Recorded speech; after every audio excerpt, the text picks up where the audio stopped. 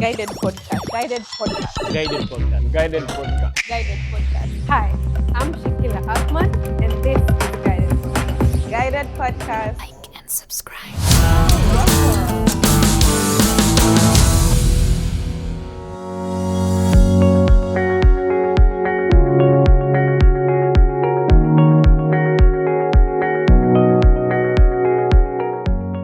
Welcome to the GuidED podcast, where ideas spark action and stories shape the future. I'm your host, Shakila Juma Athman, and this is the space where we break down the Sustainable Development Goals alongside the Africa Union's Agenda 2063, one conversation at a time. We get to sit with social entrepreneurs, change makers, and visionaries who have turned challenges into opportunities and ideas into impact. If you're passionate about sharing or shaping a better world, hit that subscribe button, leave a comment down below, and share this episode with someone you think needs to hear it. Let's keep the conversation going. A special shout out to the incredible team here at Studio Bella Bella for making this recording a success, ensuring a top-tier production quality and an immersive learning and listening experience. On to today's guest. Today, I'm thrilled to have Laurent Kuligha. Laurent is an investment associate at Close the Gap Kenya, and he works on bridging the digital divide by empowering local enterprises and business enthusiasts with essential IT skills and business strategies. Laurent, welcome to the GuidED podcast. It's a pleasure to have you here. Asante sana, Shakila. Thank you. Awesome. So we'll start with a small this or that question. So we all know that success is a mix of bold decisions and unexpected lessons. Would you say your journey has been more of taking leaps of faith or embracing the unknown? Well, first, before I answer your question, I want to say congratulations on launching the podcast, the GuidED podcast. I think this is a very good, positive initiative. We need to have these conversations more around venture building, supporting youth, women empowerment, especially in these times. So it's really a nice thing to be more vocal and to have these conversations. And thank you for inviting me for this podcast. So welcome. In reference to your question, I think my life has been very much influenced by unexpected turns, which have really led to quite some bold decision making. And I think it's just really the nature of life to, have these ups and downs, have these unexpected turns, and then finally you have to make a decision, decide which path you want to take. And for me, landing into my passion, the thing that I do right now that keeps me going, which is venture building, working with young women and men and building around innovative projects. It required me to take a bold decision, and I had to, actually it was during COVID, I had to quit my job then. I was an accountant for a real estate trust, and then I had to go back home and figure out what I wanted to do. And then that's when I saw this opportunity at Close the Gap to work with young people around entrepreneurship. And I decided to do that. And ideally, when I decided to quit my job, I wanted to really pivot into a different career, more of a tech career. But then I think venture building came calling, and I said, okay, let me try my hand in that. And so far, it's been 5-6 years of really a lot of, I would say, positive actual impact that we see happening. Seeing young people be able to employ other young people, see sustainable businesses being built that create actual impact in the Mombasa community.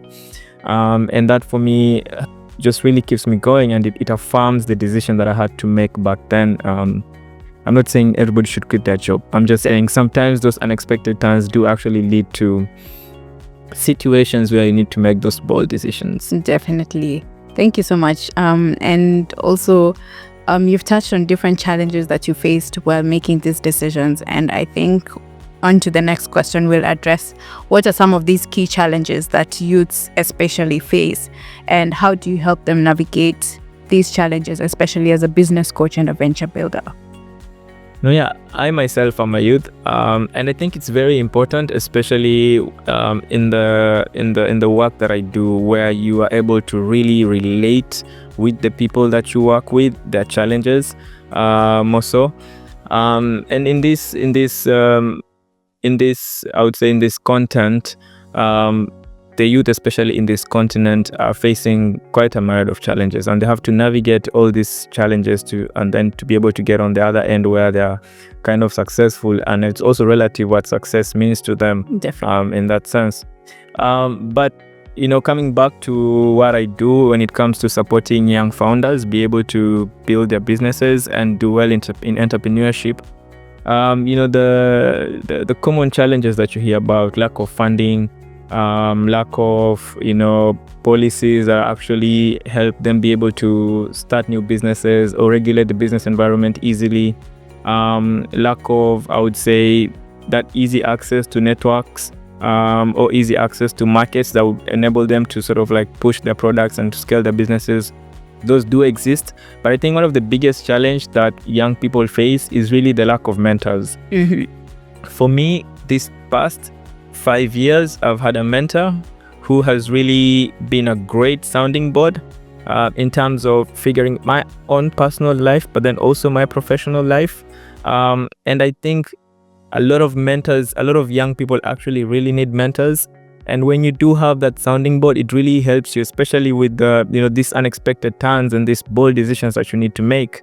It really helps you figure out how to navigate decision making as a young person, and how to go through these challenges, how to build resilience, and how to still stay hopeful, stay passionate about what it is that you're doing as a young person. And so I think the biggest challenge that young people face is really the true lack of mentors in the sense. Awesome. Thank you so much for sharing that. And to move on, quite a different, just within the decent work and economic growth, but just a different perspective. So we're addressing Agenda 2063 goals. And one of them is to envision an Africa with strong intercontinental trade and thriving local businesses. And we've seen an example of that is in Rwanda, where their transport system, they have an app called is it Yebo? And in other countries in Eastern Africa, we use foreign apps such as Uber and all that. How can we be able to support our local businesses while still encouraging economic growth? Interesting. I was actually in before I answer this question, I want to give a shout out to my mentor, Ngosa Mupela. He's also a venture builder, so in the same industry. I think it's only fair you also kind of invite him to this podcast when he's around. But he's a really cool guy, and he also likes to pay it forward to other young people. And also he's then inspired me to also be a mentor in my own sense. And currently I'm a mentor for an organization called Hatua. And they work with young people and take them through colleges and schools, and then they find mentors to sort of be soundboards and help them figure out the job market and personal development, as young people. So really, and also urge other young people who are doing well to be mentors, to find other young people and try and hold their hands, and it's very important, I believe. But yes, talking about supporting local businesses, well, I think the beautiful thing about the world right now becoming like a global village is that you're able to learn about different innovations happening in different places, and then also you have now access to this global market. And so it's easier for innovations coming out of the first worlds in Europe and in the USA, for example, to easily have access to Africa, especially if the infrastructure required is present in Africa.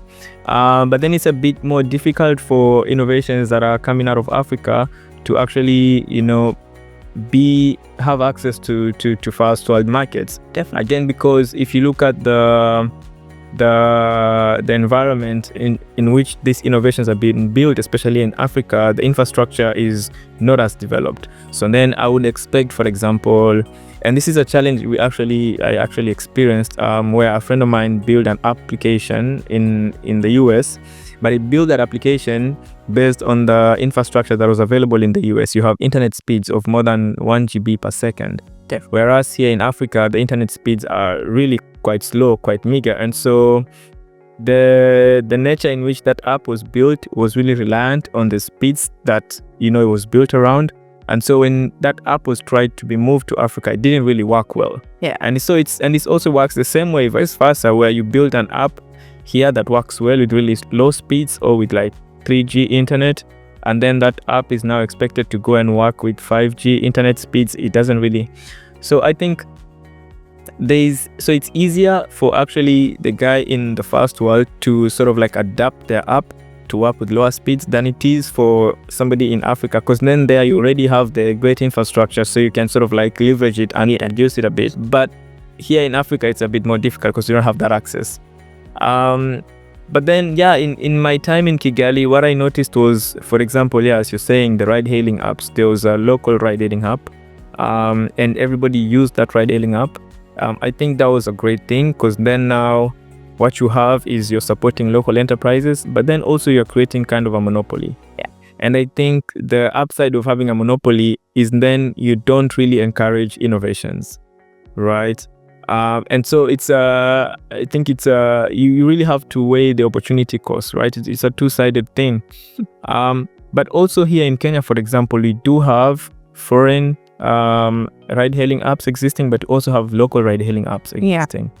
And I think the beautiful thing about that is that it enhances competitiveness. Definitely. And so now you have the local ride-hailing apps trying to match up to the level of the foreign ride-hailing apps. And that, in a sense, really spurs innovation around the young people.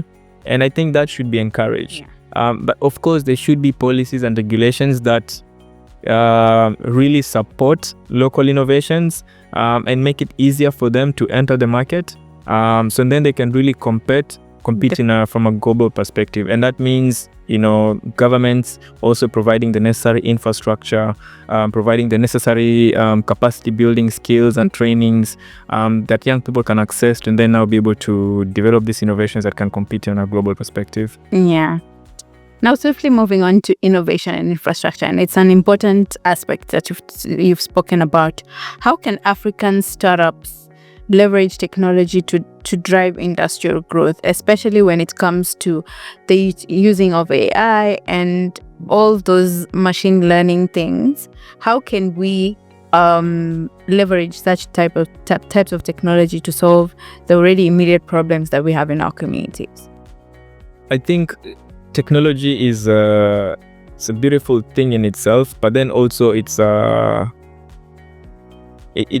me, like as a millennial, like I have seen the technology evolve like really quite fast, right? From when we used to have like the landlines for phones, and then you move to the phones with the keyboards, and then now you have smartphones, and these smartphones have now gone ahead to now start phasing out even cameras, for example. Definitely.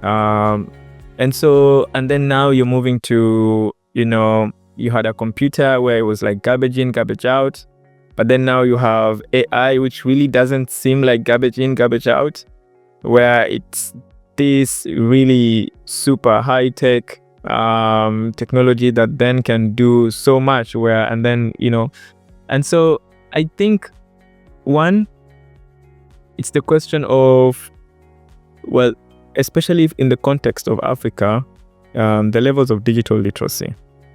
How are we supporting young people to be able to become digital literacy? We don't expect them to be able to utilize this, really high technology or this really great infrastructure in terms of ICT if they do not have digital literacy skills, right? And then two is the accessibility to infrastructure. How accessible how is internet access, in these different places? How can a youth really quickly just be able to access internet, so then they can be able to access information online? Can they? And of course, because it's hardware, right? You need electricity, right? So how accessible is electricity to these young people, to these remote areas? And that in itself is quite a big challenge. And for example, in a country like Kenya, which is seen right now as the leading technology hub in East Africa, because now you have really great electricity access in all these different remote areas, which has now led to, high, I would say, is quite a huge number of populations that have access to mobile phones. Yes. Which now means that there's also quite a huge population that also has access now to the internet. So then now, because all of those items have been provided for, and then now have a lot of young people who are accessing information on the internet. Yeah. But then there's the question of the type of information they're accessing, right? Because in as much as information is there, not all of that information that is available on the internet is positive information. Yes. It's value-add information. And so there's really so many things to consider when you're looking at your question, when you're trying to answer that question. And I think this is like the opportune time for young people, especially in Africa, to really be able to get ahead. Because now you don't really need to go to school to learn a skill, a basic technical skill. Yeah. For you to be able to now,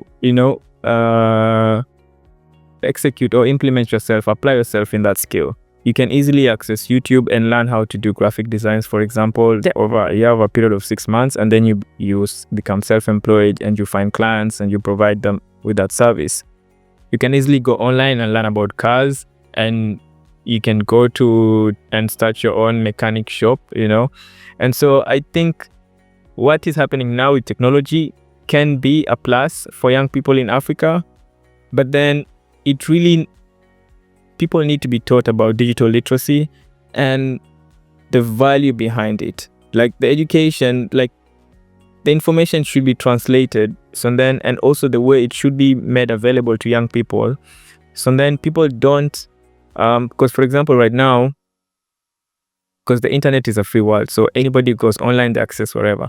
Right now, you find that a huge number of young people are using the internet for entertainment purposes. Yes. And more so, a lot of them are making quite a bit of money from content creation.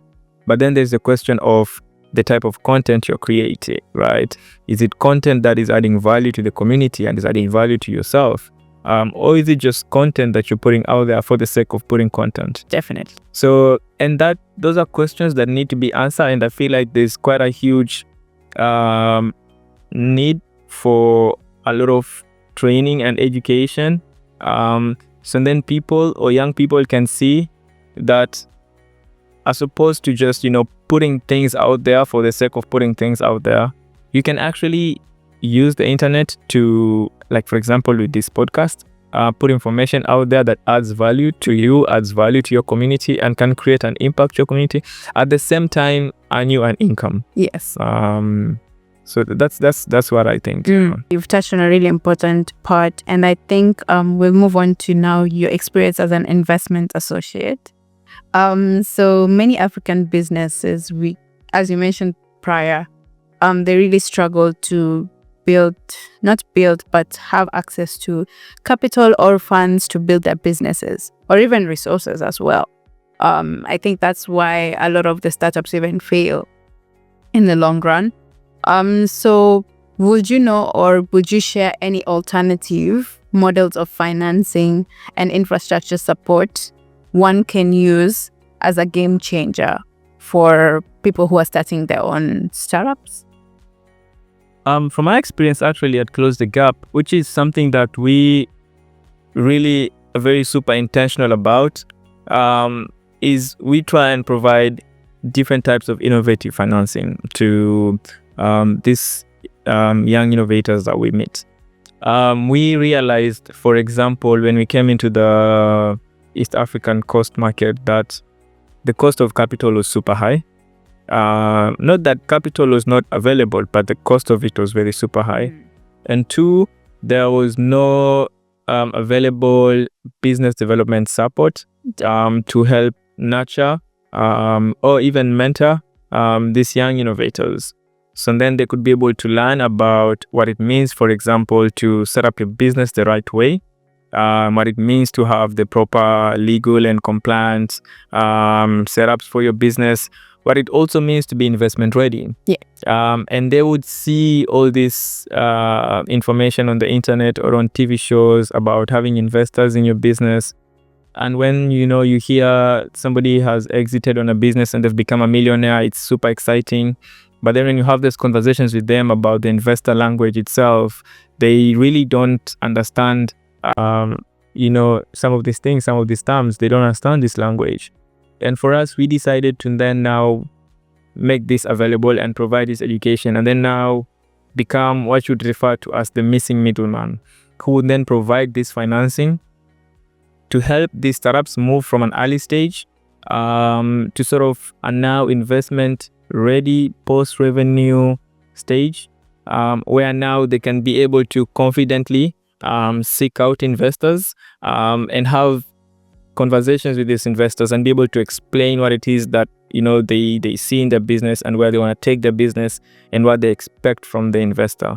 And an example of the innovating financing we provide is financing that is focused on cash flows, where we say, okay, which is a big challenge we've seen also with small and medium-sized businesses in developing countries, where one, because you don't have the level of financial literacy is quite low. Definitely. So a lot of founders, a lot of business owners mix their personal finances with the business finances. And then secondly, because of that, they also don't really understand they know what they do on a day-to-day with their businesses, but they don't really understand, for example, what are like the key drivers of their businesses. Yes. And so that's what we then train them on, concepts like those, so then they understand what the key drivers of their businesses are.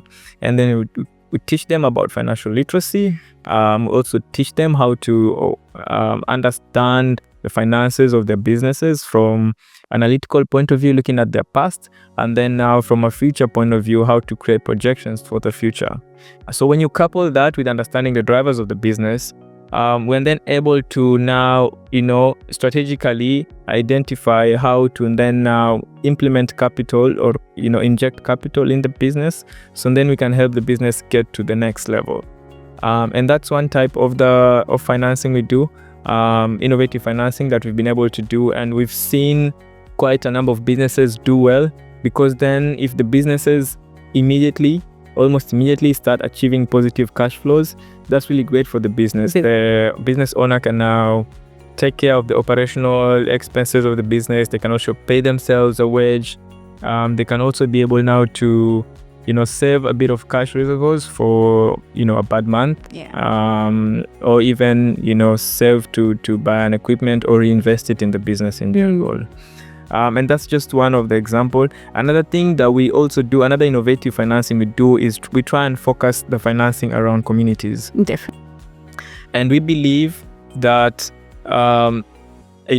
we all the trainings we do in our businesses, they have the lean principles, but then also they have the circular approach. And we believe that the first believers of your business should be the people in your community. Yeah. And so by us investing in the community, we then enable the community to be able to understand what it is that you're doing. And so now you can relate with the community easily when it comes to whatever it is that you're trying to sell, or whatever it is that you're trying to build, whatever innovative project it is that you're trying to come up with.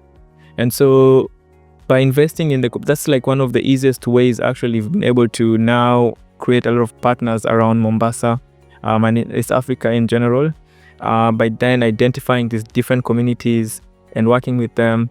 And when I say investing in the communities, it means, for example, providing affordable infrastructure like ICT equipment. And so then now a young business owner can be able to now utilize the availability of the internet to be able now to sell or to learn something on the internet, or to even just figure out a way to grow and scale their business.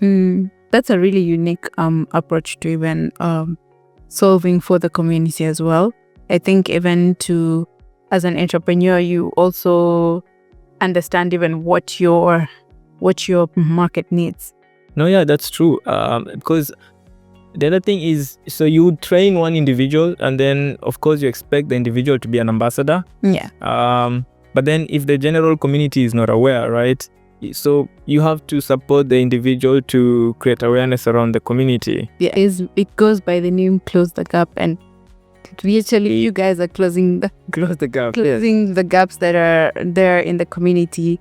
We'll move on to the SDG on reduced inequalities. And we can see that Africa as a whole, or even giving it context in Mombasa specifically, there are always systemic barriers that hinder entrepreneurs, especially maybe women, from economic participation. Are there entrepreneurial mindsets we need to adapt or need to change to create a more inclusive business ecosystem? I think this is a conversation that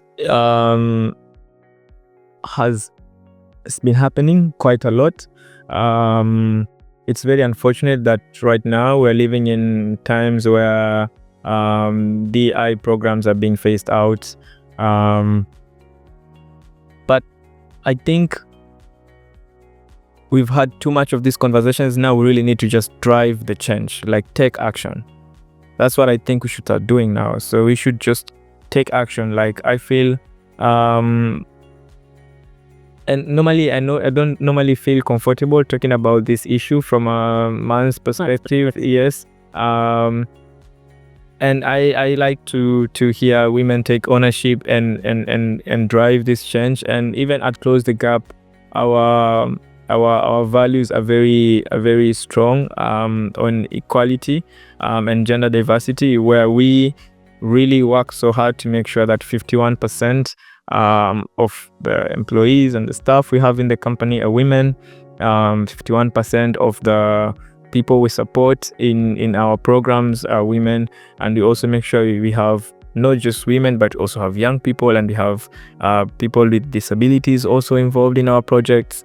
But I think it's really now time to just really, drive the action, right? In the sense of, okay, we've had this conversation. Is there a policy? Is there a regulation? How quickly can we get this policy implemented? How quickly can we, create this regulation? Who needs support in making sure this regulation is properly followed?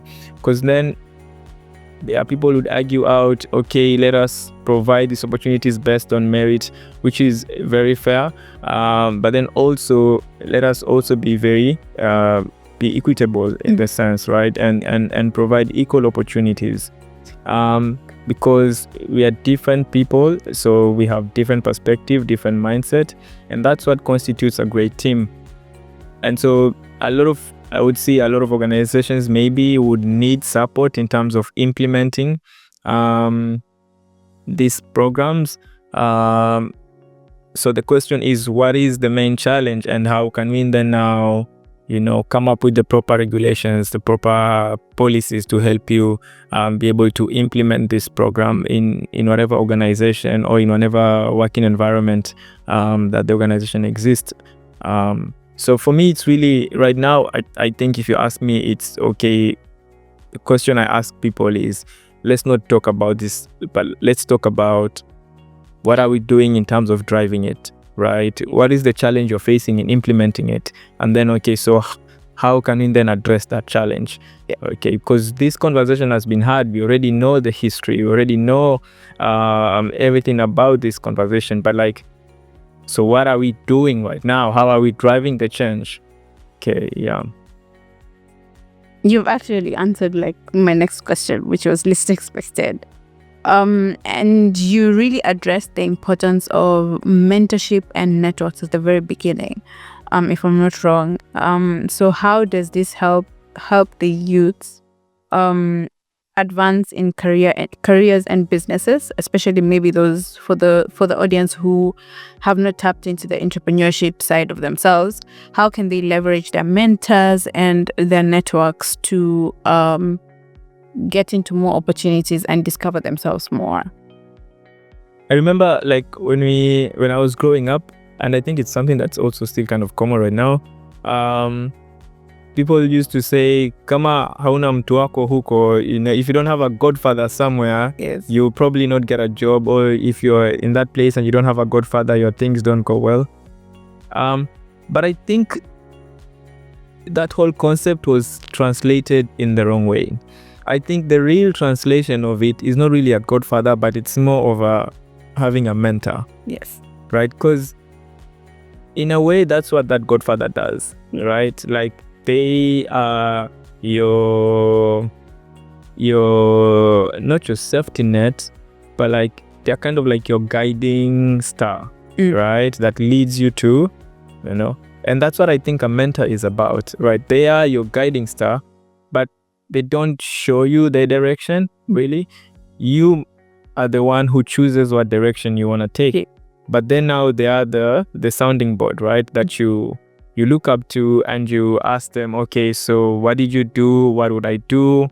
And they would tell you from their experience and their level of knowledge what they think is the best way, or what are the best options to take. But at the end of the day, the decision is yours to make. Yeah. So I think mentors have always existed, but the structural way of relating with them has not been present. And in most cases, a lot of the effort needs to come from the mentee in terms of reaching out to the mentor, in terms of identifying a mentor, first of all. And then now creating that relationship and maintaining that relationship, also a lot of investment needs to come from the mentee. And so as much as I do really advocate for everybody having a mentor, I think people should not expect that, the star is going to pop out from anywhere, and then an angel is going to tell you, okay, here is your star. It's you as the mentee to really look at your immediate environment, and then see who is at a place that you'd want to be, who is the person that has the values that you aspire to be, that makes you a better person, and then now to reach out to that person and to maintain that relationship with that person. And then that's how you really now create that mentorship. Because I remember for me, he was my friend. He didn't know he was my mentor. He was really just my friend. Yeah. But like, for me, it was very clear that this is a person that I wanted close in my life, because I had so much I could learn from him. And he was a really great sounding board, because he had been to places and been through experiences that I had not gone through, but I feel like those experiences and places would really inform me to make better decisions in my life and to become a better person. And so I immediately made effort to make him my friend. And it's only, I think, 3-4 years down the line that I actually told him, but you've actually been my mentor this past few years, because what I would do with you is you would be my sounding board for a lot of the decisions that I've had to make in my life. And you wouldn't know it, but then in a way you would then end up mentoring me. So I think having a mentor is very important, but it really has the effort really has to come from the mentee.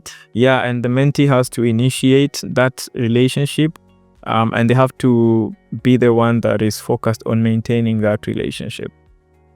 I see this quite a bit. I have this experience quite a bit with the mentees that I have, where I might disappear for a while. They would say you've disappeared for a while, Yes. but in real sense, they've not made effort to reach out. But like, my employer knows where to find me every day. Right? My employer knows 5 days a week where I'm at. And it's easy for my mentee also to know 5 days a week where I'm at if they want to reach me, right? And so again, it's the effort of the mentee. Like, I would then know where my mentor would be 6-7 days a week. Yeah. And then I would make effort, if I really want to see him, to make sure that I actually see him. Definitely. Because I get the most value out of this relationship, yes. So mentors are really very influential, and they end up influencing your personal life quite a lot. And also, if you're lucky, if you're in the same industry, also your professional life. Yeah. But again, also, and most importantly, it's also a two-way road. He adds value, or he or she adds value to you, while you add value to them as well, because it's also a learning process for them to also get to learn from you. Yeah, and that's why for me it was easier, because he became my friend.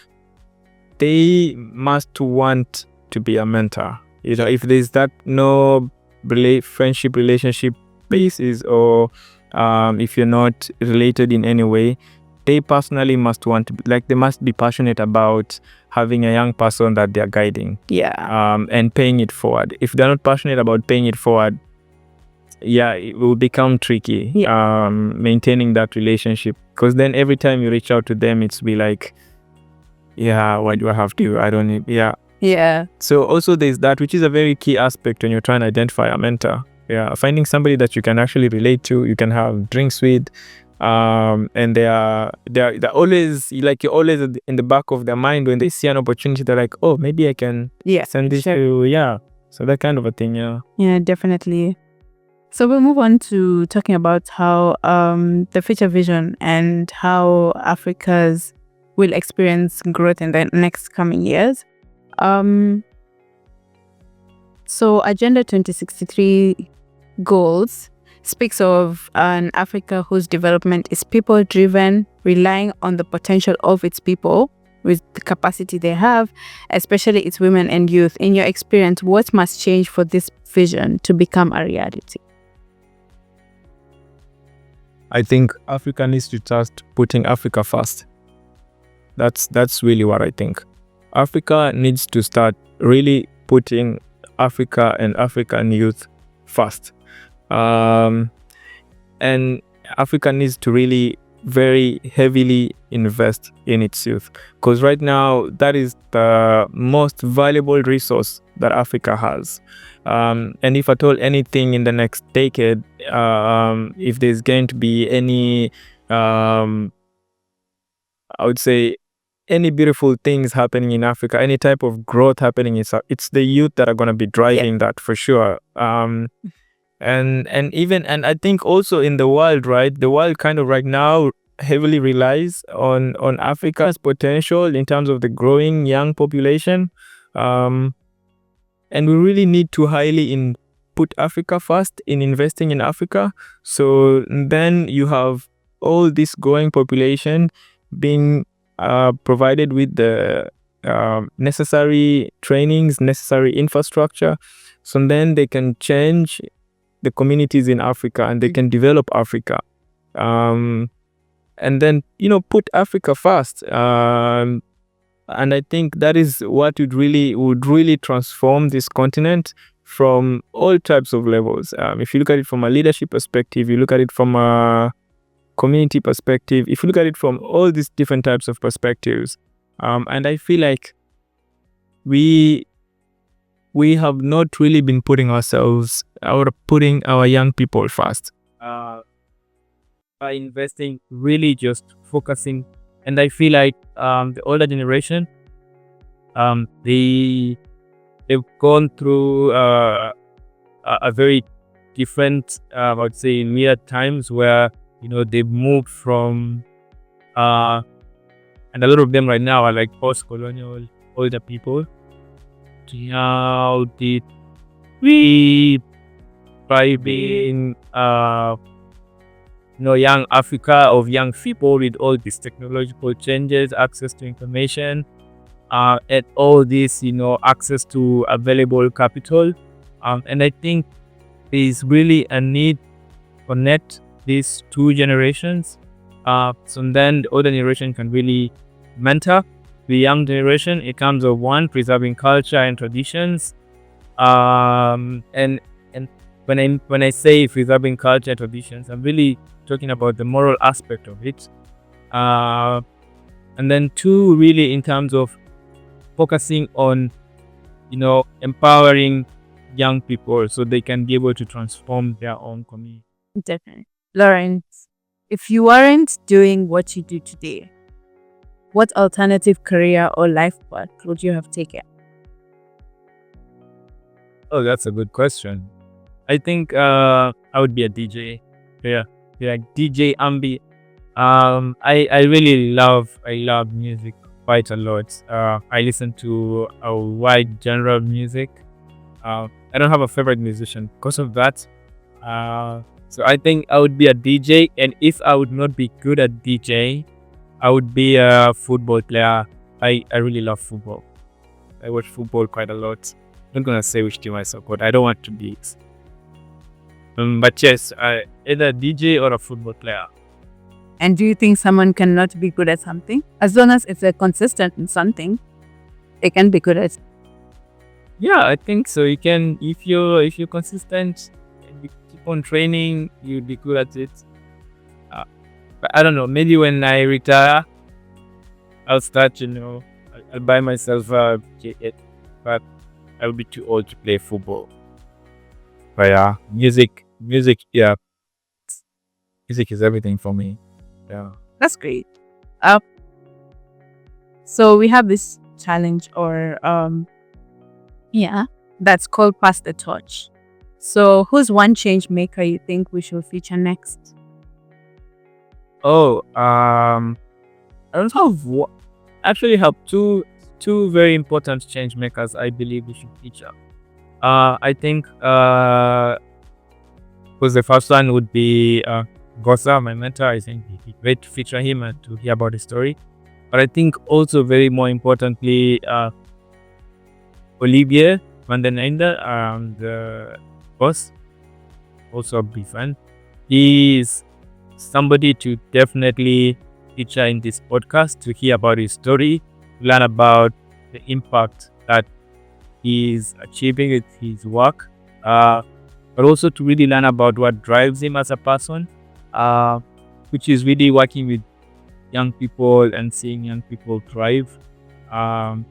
He's definitely a change maker you should feature. Feature to. We'll for sure reach out to those recommended guests. This has been such an insightful conversation, Lauren. Thank you so much for sharing your journey and wisdom with us. Before we wrap up, where can our listeners connect with you and support your work? Really, thank you for having me, Shakila. I am on Instagram as business coach Laurent. You can find us, Close the Gap, on all our social medias. You can also find us. We have an office in Belgium at Brussels and the BUB University. In Mombasa, we are in Rasmus Klanyali. In South Africa, I believe we are in Cape Town. Yes, town. I forget the name of the place. It's called something village. But yeah, so, and you can also find us on Close the Gap for online websites, for Close the Gap website. Thank you so much. I guess Close the Gap has a handful of resources to support entrepreneurs as well. So you can. Yes, we do. We started our small venture fund with 60,000 euros. Now we are almost past 500,000 euros since management. We are now looking at how to really expand our impact. We have partners who we work with closely, which are a fund manager and advisory service called Bid Capital. They're really huge in Rwanda and Uganda. And so if you're anywhere in East Africa listening to this podcast, we can either find us at Close the Gap, all our socials, or you can reach out to Bid Capital, and we will do our best to support you as an entrepreneur to be able to impact, scale your impact, and also grow your business. Definitely. Thank you so much for sharing. And I've really learned a lot. And I will say that it has opened my mind to exploring different ideas that I've always had in my mind and not implemented them. To our listeners, if you've enjoyed this conversation, don't forget to subscribe and leave a comment down below and share this video with anyone you think needs to hear it. Let's continue learning, growing, and making a difference together. Until next time, stay guided.